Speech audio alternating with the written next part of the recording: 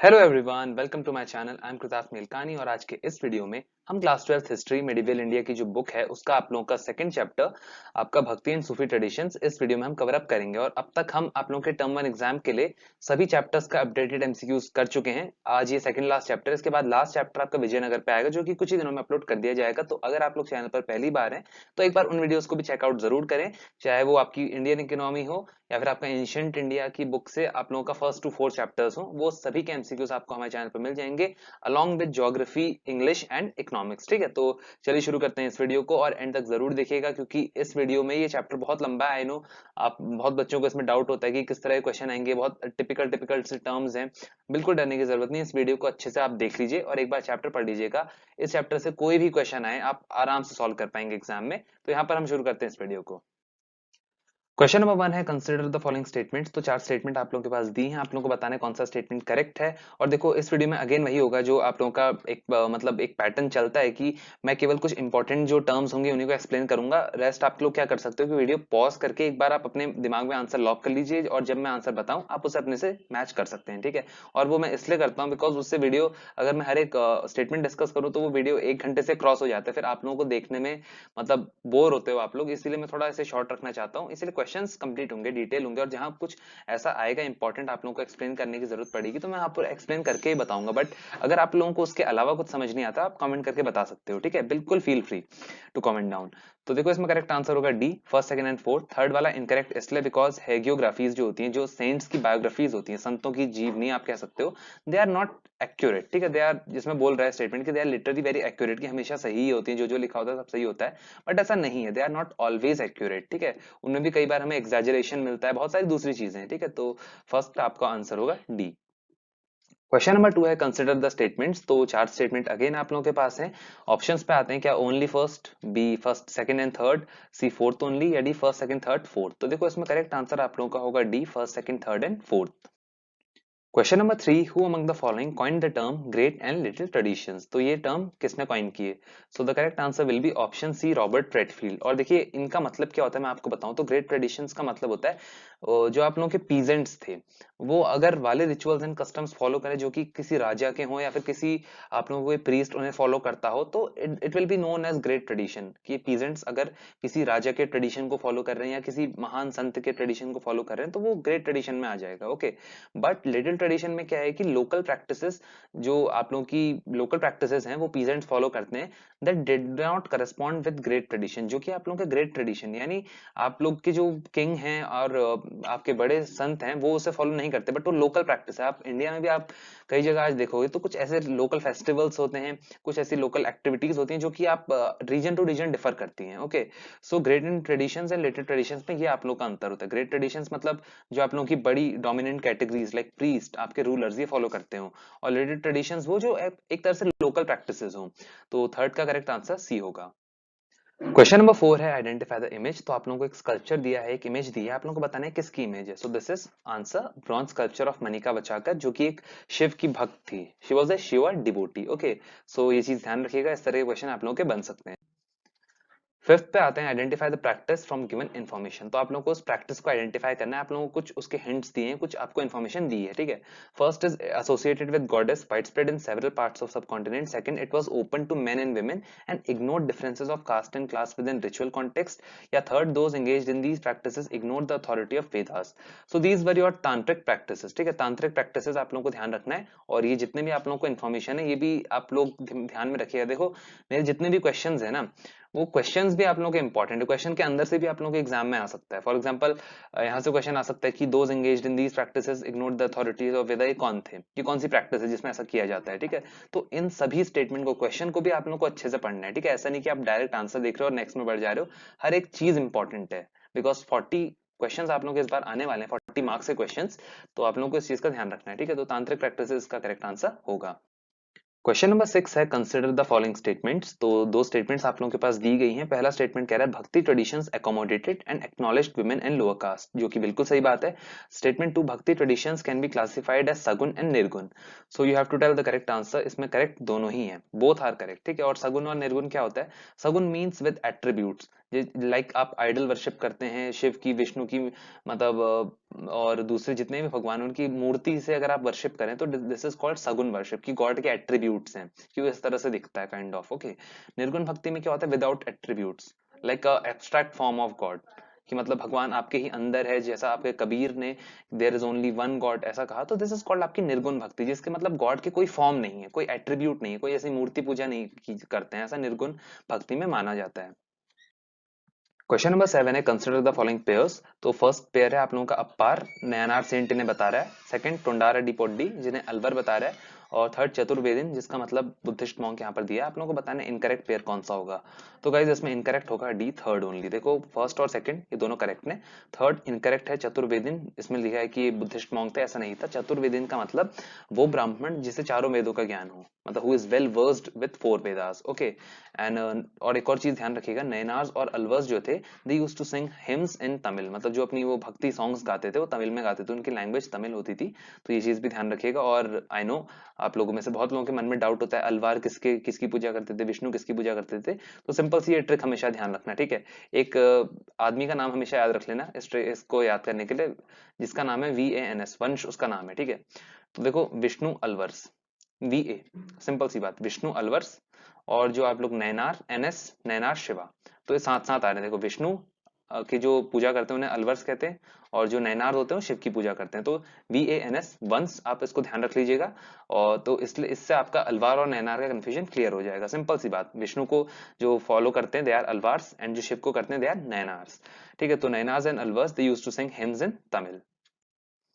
Question number 8 पर आते हैं। अगेन दो statement, assertion and reason based question है आप लोगों का।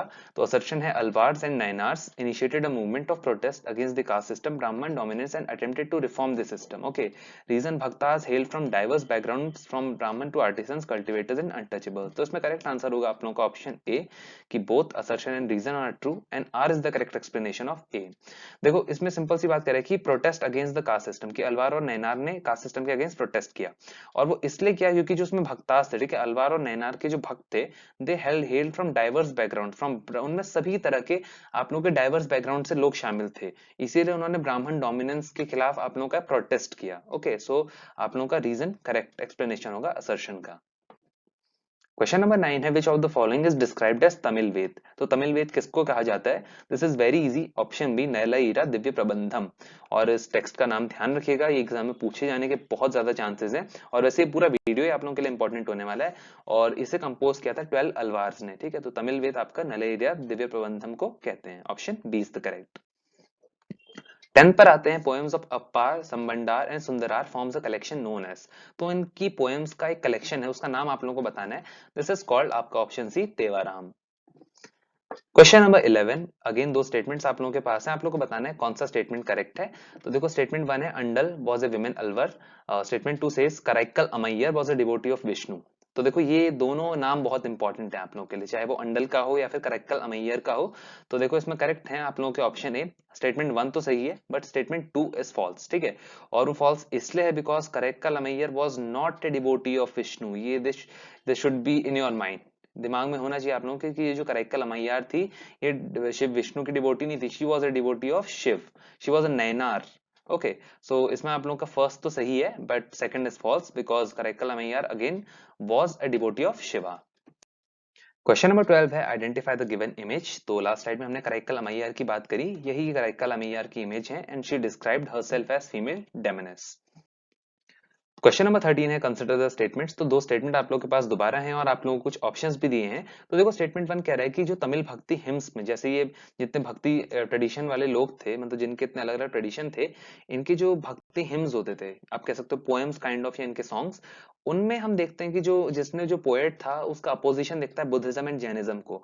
और स्टेटमेंट 2 है कि मेन रीजन जो ये हॉस्टिलिटी का था, मतलब एक तरह से अपोजिशन का था, ये था कॉम्पिटिशन फॉर रॉयल पैट्रनेज, कि उनको पैट्रनेज दी जाती थी बुद्धिज्म एंड जैनिज्म को। तो तमिल भक्ति के जो ये हुआ करते थे आपके सेंट्स एंड दूसरे आप लोगों के भक्तास, ये लोग सोचते थे कि हमें पैट्रोनेज मिलनी चाहिए, हमारे टेंपल कंस्ट्रक्ट होने चाहिए, हमारे लिए पैट्रोनेज मिलनी चाहिए। तो वो फाइट जो थी इट वाज ड्यू टू आपका royal patronage. Okay, so the correct answer will be option C, both are correct. Question number 14 है the temples at Chidambaram, Thanjavur and Gangai Konda Cholapuram were constructed under the patronage of which ruling dynasty. तो ये temples आपके किस dynasty ने construct कराए थे? The correct answer is option C, D, Cholas. ठीक है, ध्यान रखिएगा ये गंगाई कोंड चोलपुरम, इसमें तो चोल आ ही रहा है, तो दिस इज वेरी इजी। तो ये पूछे जा सकते हैं आपसे कि कहाँ है, किस डायनेस्टी ने करवाए थे। दीज आर शिवा टेम्पल्स और ये आप लोगों के चोल डायनेस्टी ने कंस्ट्रक्ट करे थे। क्वेश्चन नंबर 15 है चोला रूलर डैश हैड कॉन्सिक्रेटेड, जिसका मतलब होता है मंदिर में प्लेस करना, metal images of Appar, Sambandar and Sundarar in a Shiva temple. तो वो कौन सा चोल रूलर थे? He was option C, Parantaka first. ठीक है, इनका नाम भी ध्यान रखिएगा, इंपॉर्टेंट है। क्वेश्चन नंबर 16 है आइडेंटिफाई द गॉड और goddess in the given image. तो आप लोगों को जो ये दिख रही है मूर्ति, उसमें आप लोगों को बताना है कौन से भगवान की मूर्ति है। ठीक है, सिंपल सी बात। So this is Shiva as Nataraj. Okay, तो ये नटराज मूर्ति है शिव की। Question number 17 the 12th century witnessed the emergence of a new movement as Virashaiv tradition, जिसे लिंगायत भी हम कहते हैं. This continues to be an important community in the region to date. Okay, our understanding of this tradition is derived from vachanas composed by women and men who joined the movement. Which of the following is statement is correct about this tradition? तो आप लोगों को बताना है, ये आप लोगों का वीराशैव ट्रेडिशन के बारे में आप लोगों को इतना पैराग्राफ दिया है 3-4 लाइन का, आपको बताना है कौन सा स्टेटमेंट करेक्ट है इस ट्रेडिशन के बारे में। So option 1 says it was led by Baswana. B, their followers were known as Nayanars. C, they supported the idea of caste and theory of rebirth. D, it emerged in Kerala. तो आपको बताना है कौन सा statement correct है। देखो इसमें correct statement है option A, it was led by Basavanna. तो बसवाना ने इसे लीड किया था, जो कि आपके मिनिस्टर थे कालाचूरी रूलर के कोर्ट में, और उनके फॉलोअर्स को हम वीराशैव या लिंगायत कहते हैं। ठीक है, यानी हीरोज ऑफ शिव। सो वीराशैव और लिंगायत बात एक ही है। ठीक है, ध्यान रखिएगा। एंड लिंगायत की बात करें तो they challenge the idea of caste and theory rebirth, और यहाँ पर बोल रहा था कि they supported the idea of caste and theory of rebirth, तो ये गलत था हमारा। ध्यान रखिएगा, दे मतलब challenge the idea of caste and theory of rebirth, और they did not practise funerary rites, कि किसी की डेथ हो जाती तो उसका क्रिमेशन नहीं करते थे, because they believe that on death devotee will be united to Shiva and will not return to this world. तो वो रिबर्थ के आइडिया में विश्वास नहीं रखते थे। And they also encourage practices disapproved in Dharmashastra, like आपका पोस्ट प्यूबर्टी मैरिज हो या दूसरी जितनी भी धर्मशास्त्र में अलाउड नहीं थी, वो सबको ये प्रमोट करते थे। ओके, तो 17 का ओनली करेक्ट स्टेटमेंट इसमें ए होगा। क्वेश्चन नंबर 18 है which among the following is not a principal deity of the Vedic pantheon. तो वैदिक पैंथियन के प्रिंसिपल डीटी इनमें से कौन नहीं है, आप लोगों को बताना है। The correct answer will be option D, Vishnu, because वैदिक पैंथियन में जितना आपका वैदिक एज है उसमें आप देखोगे कि अग्नि, सोम, इंद्र, यही आप लोगों के गॉड मेंशन्ड है। क्वेश्चन नंबर 19 है कंसिडर द फॉलोइंग स्टेटमेंट्स। तो दो स्टेटमेंट आप लोगों के पास दी गई हैं, आप लोगों को बताने कौन सा फॉल्स है कौन सा ट्रू है। तो देखो स्टेटमेंट 1 में कह रहा है नाथ, जोगीज and Siddharth were religious leaders who function within the orthodox Brahmanical framework. Statement 2 says उलेमा are scholars of Islamic studies. तो इसमें करेक्ट आंसर होगा ऑप्शन बी, स्टेटमेंट 2 तो इज करेक्ट है, statement 2 is true. Okay, and statement 1 is false. तो 1 false इसलिए है because नाथ, जोगीज एंड सिद्धा जो आप लोग इनके नाम देख रहे हो, they did not function within the orthodox Brahmanical framework. वो ब्रह्मानिकल फ्रेमवर्क में जो बातें लिखी थी उसको नहीं मानते थे। ठीक है, ध्यान रखिएगा। क्वेश्चन नंबर 20 है आइडेंटिफाई द इनकरेक्ट स्टेटमेंट। तो इसमें आप लोगों को गलत स्टेटमेंट बताना है। तो देखो इसमें गलत स्टेटमेंट होगा ऑप्शन डी, मैट्रिलोकल रेसिडेंस की जिसमें बात कर रहा है। जो ऑप्शन डी कह रहा है वो गलत इसलिए है बिकॉज ध्यान रखिएगा matrilocal residence is a practice where women after marriage remain in their natal home, कि जहां उसके मम्मी पापा हैं वुमेन वहीं रहेगी। ठीक है, इवन शादी के बाद with her children and husband may come to stay with them. इसमें उल्टा हो रहा है, लाइक नॉर्मली आप देखते हो कि क्या होता है कि women after marriage goes to her husband's house, but इसमें क्या है कि जो हस्बैंड है वो आ रहा है अपनी वाइफ के घर पे। ठीक है, तो this is your matrilocal residence. Question 21 consider the statements and identify the correct statement. तो देखो 4 स्टेटमेंट आप लोगों के पास हैं, आप लोगों को पढ़ना है सबसे पहले सभी स्टेटमेंट को और फिर बताना है करेक्ट स्टेटमेंट कौन सा होगा। तो इस वाले में ऑप्शन सी करेक्ट है, सभी स्टेटमेंट आप लोगों के सही हैं। और जो फर्स्ट स्टेटमेंट में 5 पिलर्स ऑफ फेथ की बात कर रहा है, वो 5 पिलर्स हैं आप लोगों के कि there is only one God Allah and prophet is his messenger. Second is offering prayers 5 times a day यानी नमाज। थर्ड इज गिविंग आर्म्स जिसे जकात कहते हैं यानी अ काइंड ऑफ टैक्स आप समझ सकते हो। Fourth is fasting during the month of Ramzan जिसे सौम कहा जाता है, और ये टर्म भी इंपॉर्टेंट है, ध्यान रखिएगा। सौम का मतलब fasting during the month of Ramzan. And fifth is pilgrimage to Mecca जिसे हज कहा जाता है। Question number 22 all of the following statements regarding Sufism are correct except. तो 4 स्टेटमेंट आप लोगों के पास हैं जिनमें से एक स्टेटमेंट रिगार्डिंग सूफिज्म गलत है। आप लोगों को गलत स्टेटमेंट बताना है कौन सा है।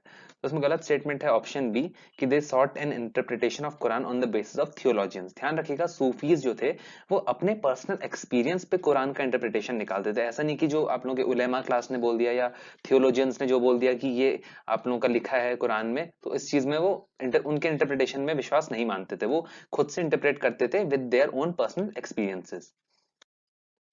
Question number 23, consider the following pairs and identify the incorrect pair. ठीक है, तो इसमें गलत पेयर कौन सा मैच्ड है आप लोगों को बताना है।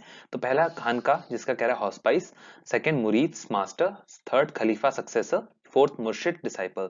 सो the correct answer is option B, second and fourth only. तो इसमें इनकरेक्ट पेयर आप लोगों के सेकंड और फोर्थ हैं, फर्स्ट और थर्ड आप लोगों का करेक्ट है, ध्यान रखिएगा।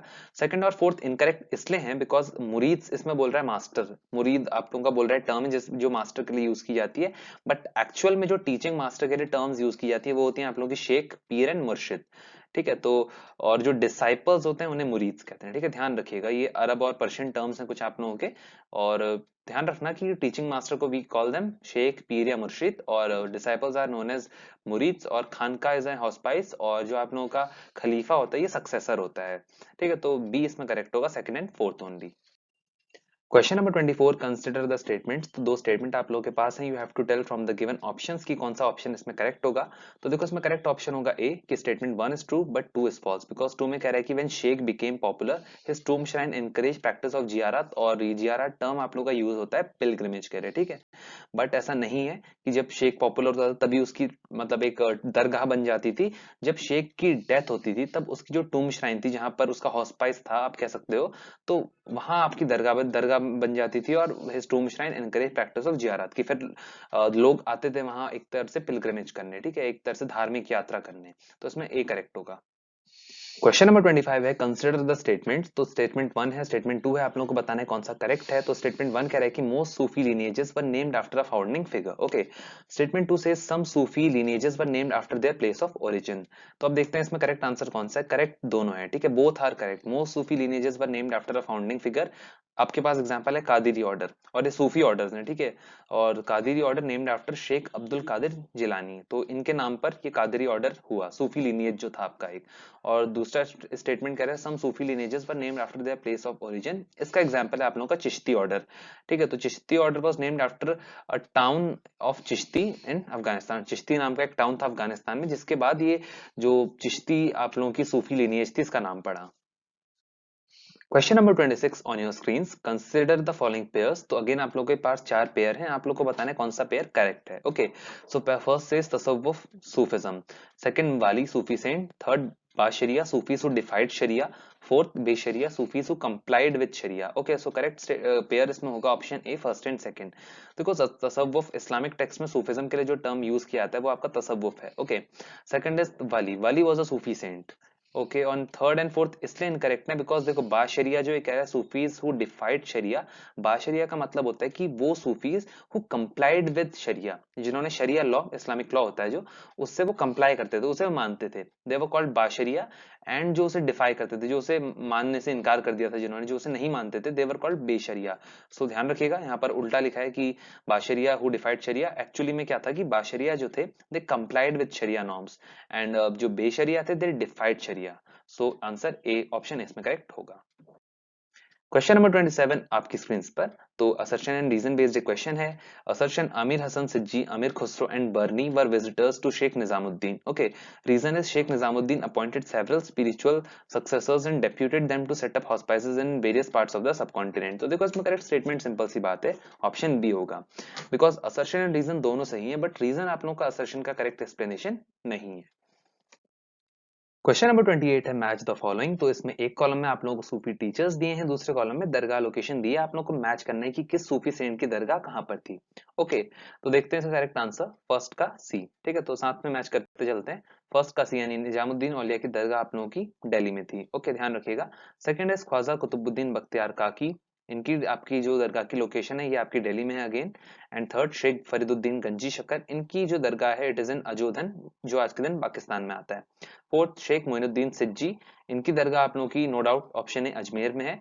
एंड फिफ्थ शेख नसीरुद्दीन चिराग दिल्ली, जिनके नाम में दिल्ली है, तो इनकी तो दरगाह आप लोगों की दिल्ली में है। ठीक है, और एक और पॉइंट ध्यान रखिएगा, जो ख्वाजा मोइनुद्दीन थे, ये मोइनुद्दीन सिज्जी जो आप लोगों की बात करी गई है यहाँ पर, he was also known as Garib Nawaz. ठीक है, तो मे बी आपसे एग्जाम में ऐसा पूछते हैं कि गरीब नवाज किस सूफी सेंट के लिए यूज किया गया था।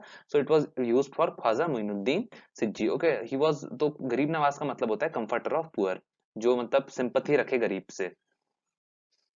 क्वेश्चन 29 says the book काश उल महजूब was written by। तो काश उल महजूब किसने लिखी थी? ऑप्शन है मोइनुद्दीन सिज्जी, बी अबुल हसन अल हुजवीरी, सी निजामुद्दीन औलिया या डी कुतुबुद्दीन बख्तियार काकी। तो देखो ये आपकी लिखी थी ऑप्शन बी अबुल हसन अल हुजवीरी, और इनको डेटा गंज बख्श या दाता गंज बख्श भी कहा जाता था, जिसका मतलब गिवर हु बेस्टोज ट्रेजर्स की, मतलब जो सब कुछ अपना दान में दे देते थे, काइंड ऑफ जितना भी उनके पास होता था वो लोगों में बांट देते थे। इस तरह से आप समझ सकते हो, ठीक है, दाता गंज बख्श या डेटा गंज बख्श जो भी आप कहें। तो ये बुक लिखी थी आपके ऑप्शन बी अबुल हसन अल हुजवीरी ने। Question 30, consider the statements about Dargah of Moinuddin. तो मोइनुद्दीन की दरगाह के बारे में कुछ स्टेटमेंट आप लोगों को दिए गए हैं, आप लोगों को बताना है कौन सा करेक्ट है। तो गाइस इसमें करेक्ट आंसर होगा option C, first second and fourth. Third वाला इसलिए इनकरेक्ट है बिकॉज इसमें कह रहा है कि Jahangir offered a huge cauldron, cauldron यानी डेक, काइंड ऑफ आपने घर में देखा होगा बर्तनों में होता है एक डेक। तो he was not Jahangir, he was Akbar, Akbar ने आप लोगों का दान में दिया था एक डेक, ना कि जहांगीर ने, ठीक है। तो इसमें थर्ड वाला इनकरेक्ट है, बाकी first second fourth all are correct. Question number 31. Which of these Mughal princess wrote biography of Sheikh Moinuddin titled as Munis al Arwah? तो वो कौन सी मुगल प्रिंसेस थी जिन्होंने शेख मोइनुद्दीन की बायोग्राफी लिखी जिसका नाम था मुनीस अल अरवाह? तो she was option C Jahanara, ठीक है, जहानारा बेगम ने आप लोगों की लिखी थी ये बायोग्राफी। और मुनीस अल अरवाह का मतलब होता है तो confident of spirit, confident of spirit आप कह सकते हो। कॉन्फिडेंट ऑफ स्पिरिट्स का मतलब ये है कि जिससे आप लोगों की जो स्पिरिट्स हैं, आत्माएं हैं, वो अपने सीक्रेट शेयर करती हो। लाइक आपका क्लोज फ्रेंड होता है, जैसे आप अपने सारे सीक्रेट शेयर करते हो तो आप उसे कॉन्फिडेंट कहते हो, close confident, your close confident, इस तरह से जिससे सारे सीक्रेट शेयर करते हो आप। तो he was the confident of spirits. Okay, so 31 का सी ऑप्शन करेक्ट होगा। Question number 32, again statements consider करना है आप लोगों को रिगार्डिंग सूफिज्म इन इंडिया। तो इसमें से कौन सा स्टेटमेंट करेक्ट है? देखो करेक्ट स्टेटमेंट है option A, first second and third. Fourth वाला इसलिए इनकरेक्ट है because Sheikh Moinuddin Sijzi was not from Delhi. इसमें लिखा है ना was from Delhi, he was not from Delhi, he was from Ajmer. Okay, ध्यान रखिएगा, ए इसमें करेक्ट होगा। Question number 33, whose verses were incorporated in Guru Granth Sahib. तो इन दिए गए ऑप्शंस में से किन के वर्सेस, किन के पोएम्स आप कह सकते हो गुरु ग्रंथ साहिब में इनकॉर्पोरेट किए गए? तो ऑप्शन है बरनी, बी खुसरो, सी बाबा फरीद या D Mirabai. So he was option C Baba Farid. Question number 34 पर आते हैं, कंसिडर द स्टेटमेंट्स। तो दो स्टेटमेंट आप लोगों के पास अगेन गिवन है, आप लोगों को बताना है कौन सा करेक्ट है कौन सा गलत है। तो देखो इसमें करेक्ट आंसर होगा ऑप्शन बी, कि स्टेटमेंट 2 तो सही है बट स्टेटमेंट 1 गलत है। और स्टेटमेंट 1 गलत इसलिए है बिकॉज इसमें कह रहा है पद्मावती द प्रेमाख्यान, प्रेमाख्यान का मतलब होता है a love story. It was composed by Amir Khusrau, जो कि आमिर खुसराव ने कंपोज नहीं करी थी। इट वाज कंपोज बाय, आप नीचे देख भी सकते हो, मलिक मोहम्मद जैसी ने, ठीक है। और एक और चीज इसमें जो आप लोगों को याद करना है, the short poems in Dakhni, Dakhni क्या है? सिंपल सी बात, आपका उर्दू का एक लोकल वेरिएंट। ओके, और लूरी नामा, ये इस तरह की अदर कॉम्पोजिशंस भी थे। लूरी नामा मतलब लुलेबीज, लोरी आप समझ सकते हैं। Shadi Nama the wedding songs are other compositions. Question number 35 पर आते हैं, अगेन कंसिडर करना है स्टेटमेंट्स को। सो आपको बताना है कौन सा स्टेटमेंट इनकरेक्ट है इस बार। तो देखो इसमें इनकरेक्ट है थर्ड वाला। थर्ड वाला इसलिए इनकरेक्ट है because Chishtis accepted donations in cash and kind, यहां तक तो सही है, एंड एक्यूमुलेटेड द डोनेशंस, ऐसा नहीं था। देखो इस तरह से आप लोगों को कंफ्यूज किया जा सकता है कि यहां तक तो आप लोगों को बिल्कुल सही स्टेटमेंट दिया, एंड एक्यूमुलेटेड द डोनेशंस, वो एक्यूमुलेट नहीं करते थे, वो जितनी भी जरूरतमंद थे उनमें बांट देते थे, ठीक है। तो थर्ड वाला इसमें इनकरेक्ट होगा। क्वेश्चन 36, अगेन आप लोगों का assertion and reason based question है। तो स्टेटमेंट आप लोगों को गिवन है असर्शन में, sultan also required legitimation from Sufis, कि सुल्तान को एक तरह से सूफीज का सपोर्ट चाहिए होता था अपने आप को, मतलब एक तरह से वैलिड रूलर प्रूव करने के लिए। रीजन है Sufis derived their authority directly from God and did not depend on jurist to interpret sharia. तो देखो इस वाले में ऑप्शन ए करेक्ट होगा, reason is correct explanation of assertion. Because ध्यान रखिएगा, जब सुल्तान आपके दिल्ली सुल्तान आए जो टर्किश थे, वो जब आए तो वो आप लोगों का शरिया लॉ नहीं लगा सकते थे, ठीक है। बिकॉज नॉन, इतने मेजर जो आप लोगों की पॉपुलेशन थी, it was non Muslim, non Muslim प्रजा थी, इसलिए वो शरिया नहीं लगाना चाहते थे। एंड उलेमा वांटेड कि जो आपके रूलर्स हैं वो शरिया लॉ लगा के रखें, बिल्कुल स्ट्रिक्ट लॉ। तो इसलिए वो आप लोगों के सूफी से लेजिटिमेशन लेते थे, उनसे वैलिडिटी अपनी प्रूव करते थे, वैलिडिटी इन द सेंस कि उनका एक सपोर्ट लेना, ठीक है। तो इसमें ऑप्शन ए करेक्ट होगा। क्वेश्चन नंबर 37 पर आते हैं, assertion and reason based question है। तो असर्शन में आप लोगों को दिया है कि kings often wanted their tomb to be in vicinity of Sufi shrines and hospices, कि किंग्स जो थे वो चाहते थे कि उनका जो टूम हो वो आपके सूफी सेंट्स के श्राइन्स के आसपास ही हो।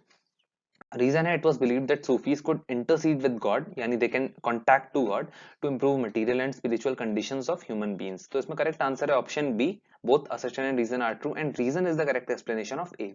यही कारण था जिसके वजह से जो किंग्स थे वो चाहते थे कि जो उनका टूम हो वो सूफी श्राइन्स और हॉस्पाइसेस के आसपास ही हो।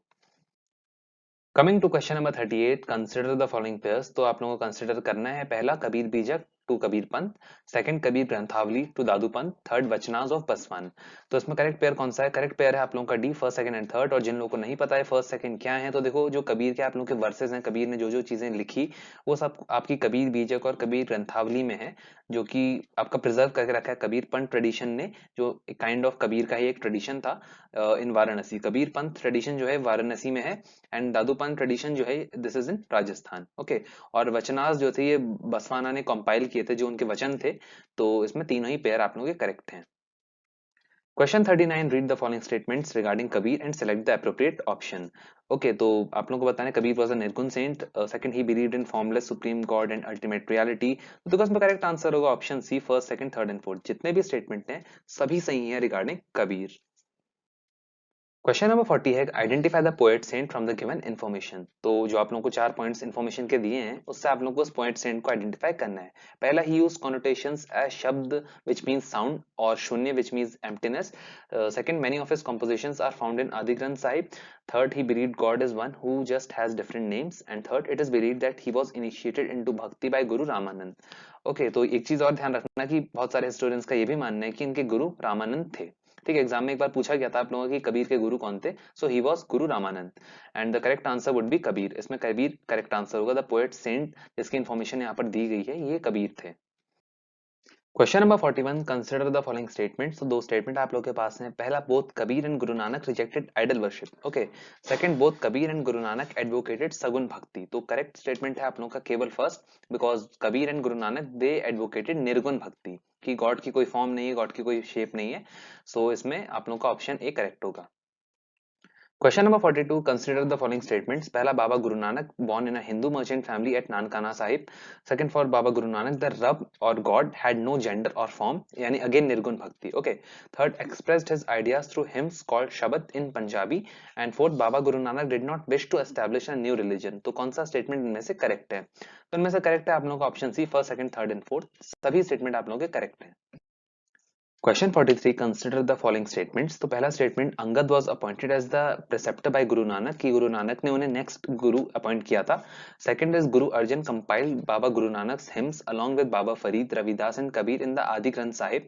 सो यू हैव टू टेल कौन सा स्टेटमेंट करेक्ट है। तो देखो इसमें करेक्ट स्टेटमेंट होगा option C, both statements are correct. और उसके बाद जो 10th गुरु थे गुरु गोविंद सिंह, उन्होंने 9th गुरु गुरु तेग बहादुर के जो कॉम्पोजिशंस थे उनको इंक्लूड किया आपके गुरु ग्रंथ साहिब में। सो 10th गुरु कौन थे, 9th गुरु कौन थे, ये स्लाइड बहुत इंपॉर्टेंट है, बिकॉज सबसे पहला तो ये कि आदि ग्रंथ साहिब जो है किसने कंपाइल की थी, ये आपकी कंपाइल की थी गुरु अर्जन देव ने। उसके बाद जो 10th गुरु थे वो कौन थे, 10th गुरु थे आपके गुरु गोविंद सिंह थे। और उसके बाद 9th गुरु कौन थे, गुरु तेग बहादुर थे। और गुरु ग्रंथ साहिब में आप लोगों के गुरु गोविंद सिंह ने आपके 9th गुरु गुरु तेग बहादुर तक के जितने कॉम्पोजिशन थे वो सब उसमें इंक्लूड किए थे। क्वेश्चन 44 है, who led the foundation of Khalsa Panth. तो खालसा पंथ की स्थापना किसने की थी आप लोग को बताना है। ऑप्शन है, एक गुरु अर्जन देव, बी गुरु गोविंद सिंह, सी गुरु तेग बहादुर, या डी गुरु नानक। तो देखो ये इसका करेक्ट आंसर है ऑप्शन बी, गुरु गोविंद सिंह। और इसके 5 सिंबल्स थे। फर्स्ट है अनकट हेयर, बिना कटे बाल। सेकंड, अ डैगर यानी खंजर। Third, a pair of shorts. Fourth, a comb. And fifth, a steel bangle. Okay, so ये 5 सिंबल्स भी इंपॉर्टेंट है, ध्यान रखना, they are associated with Khalsa Panth. And it was who led the foundation of Khalsa Panth, he was option B, Guru Govind Singh. Question 45 पर आते हैं, read the given information carefully and identify the devotee of सगुन भक्ति। तो उस डिवोटी को आप लोगों को आइडेंटिफाई करना है। फर्स्ट है, she was a Rajput princess from Merta in Marwar. She considered lord Krishna as her lover and she was married to Sisodia clan. तो अब तक आप लोगों को पता चल ही गया होगा। ऑप्शंस वैसे गिवन है but correct answer is option C, Mirabai. And ठीक है, तो और her preceptor was Raidas. Raidas ji को ऐसा माना जाता है कि उनके गुरु थे। And she defied the norms of caste society. Question number 46 है, consider the following statements and identify the incorrect statement. तो गलत स्टेटमेंट कौन सा है आप लोगों को बताना है। पहला, Shankar Dev was one of the leading proponents of Vaishnavism in Tamil Nadu. B, his teachings are known as Bhagavati Dharma. C, he also composed कीर्तन घोष, या डी, ही एम्फसाइज्ड नाम कीर्तन। सो देखो इसमें इनकरेक्ट स्टेटमेंट पहला वाला होगा, बिकॉज शंकर देव ने आपका वैष्णविज्म को आप लोगों का फैलाया। Kind of he was a proponent of Vaishnavism not in Tamil Nadu but in Assam. ठीक है, तो असम में ये आप लोगों के वैष्णविज्म के काइंड ऑफ सेंट थे, आप इन्हें कह सकते हो। तो इसमें ए ऑप्शन करेक्ट होगा। क्वेश्चन नंबर 47 पर आते हैं, कंसिडर द फॉलोइंग पेयर्स। तो पहला, मलफूजात, जिसका आप लोगों को पेयर दिया है conversations of Sufi saint. Second, maktubat, written collections of letters. Third is tazkiras जिसका मतलब biographical accounts of saints, and fourth is Atiya mosque जिसका आपको पेयर दिया है बांग्लादेश में। ठीक है, तो कौन सा पेयर इनकरेक्ट है आप लोगों को बताना है, गलत कौन सा पेयर है। तो देखो इसमें गलत पेयर आप लोगों का डी का कोई भी गलत पेयर नहीं है, सभी आर करेक्टली मैच्ड, सभी के पेयर सही हैं। मलफूजात का मतलब होता है कन्वर्सेशंस ऑफ सूफी सेंट जब रिकॉर्ड किए जाते हैं जिन टेक्स्ट में, उन्हें मलफूजात टेक्स्ट कहते हैं। सेकंड इज मकतूबात, मकतूबात मतलब collection of letters. Third is tazkiras यानी बायोग्राफिकल अकाउंट्स ऑफ सेंट्स। और फोर्थ आपका आतिया मॉस्क जो है, Atiya mosque it is in Bangladesh. 48 है आइडेंटिफाई द गॉड। तो आप लोगों को एक पिक्चर दी है, आप लोगों को उस गॉड को आइडेंटिफाई करना है। तो ये है आप लोगों के गॉड जगन्नाथ, लॉर्ड जगन्नाथ जैसे कहते हैं। और देखो इनकी जो इमेज होती है वो ये जगन्नाथ है, आप लोग जो आप लोगों के राइट में है, ही इज जगन्नाथ। और फिर Subhadra and then Balaram, he is Balaram, this is Subhadra and this is आप लोगों के जगन्नाथ। ठीक है, तो ये आप लोगों के जगन्नाथ का इमेज है। क्वेश्चन 49 पर आते हैं, आइडेंटिफाई द इमेज। तो आप लोग को एक स्कल्पचर का इमेज दिया है, आप लोगों को बताना है कौन है। ठीक है, तो she is Buddhist goddess Marichi. तो ये बुद्धिस्ट गॉडेस मारीची हैं, और ये भी एक एग्जांपल है इंटीग्रेशन ऑफ कल्ट्स की किस तरह से जो आप लोग के लोकल ट्रेडिशंस है वो मेन ट्रेडिशन से कनेक्ट हो जाते हैं। क्वेश्चन 50 है, the given structure is regarded as the jewel in the crown, identify the structure. तो this answer is answer Shah Hamadan mosque which is in Srinagar. Okay, question number 51, identify the image. तो आप लोगों को एक इमेज दिया है एक स्ट्रक्चर का, आप लोगों को बताना है कौन सा स्ट्रक्चर है। सो दिस इज आप लोगों का answer, dargah of Sheikh Salim Chishti at Fatehpur Sikri. और जो शेख सलीम चिश्ती थे, ही वाज डिसेंडेंट यानी वंशज थे आपके बाबा फरीद के। क्वेश्चन 52 है, all of the following statements regarding the Lingayats are correct except. तो तीन स्टेटमेंट आप लोगों को लिंगायत्स के बारे में करेक्ट हैं, एक स्टेटमेंट वो गलत है जिसे आप लोगों को आइडेंटिफाई करके बताना है वो कौन सा है।